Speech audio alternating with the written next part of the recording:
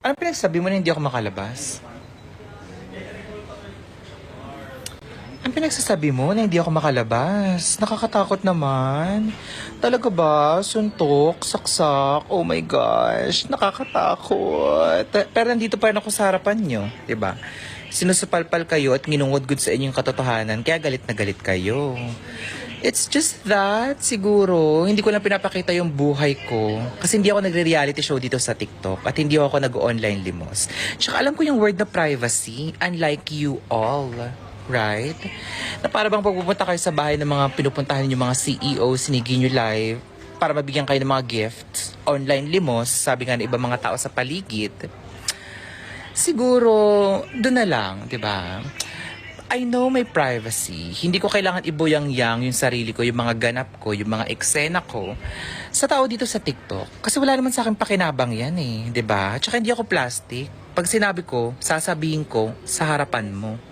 Ayoko lang talaga umakyat sa mga live-live ninyo kasi ayoko ma-associate sa mga kagaya ninyo para pasayahin yung mga fans ninyo. Like, no. Huwag mo ko hamunin. Kayang-kaya ko sabihin sa ito sa personal. Pero siguradihin mo na huwag masyado maraming tao, ha? Mo, Tito Mars, kung naiinggit ka, pumukit ka. Pumikit ka, okay? Alam mo na naman kung kwenta yung mga sinasabi mo eh. Tama naman si Queen Dora na pwede mo i-share sa YouTube yung mga videos mo at content mo na paninira about sa kanila. Para naman kumita may panlamong ka. May pasabi-sabi ka pa, may pa-video-video ka pa na nakakalabas ka at hindi ka takot masuntok or masaksak. Alam mo, Tito Mars, isang araw mangyayari din sa iyo. Maghintay ka lang. Malapit lang ang karma. At saka pakialam mo kung nag-ingi sila ng gifts sa mga CEO or mga closest nila mga tao.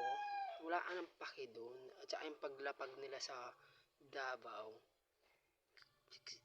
Siyempre, hindi nilang papansin dahil maraming tao, di sila makapagay dahil nga inihila sila. Bobo ka ba? Sarap mo naman ampasin. Ako i-bash mo. Para kobrain kita sa ulo. Nakapanggigil ka. Alam mo, kung naingit ka, pumikit ka. O kaya matulog ka, itulog. Idasal at saka kain. Huwag ka lumabas ng bahay. Baka pangkita kita. Salvage kita. Charis. Masyado akong inggitera. Kupal.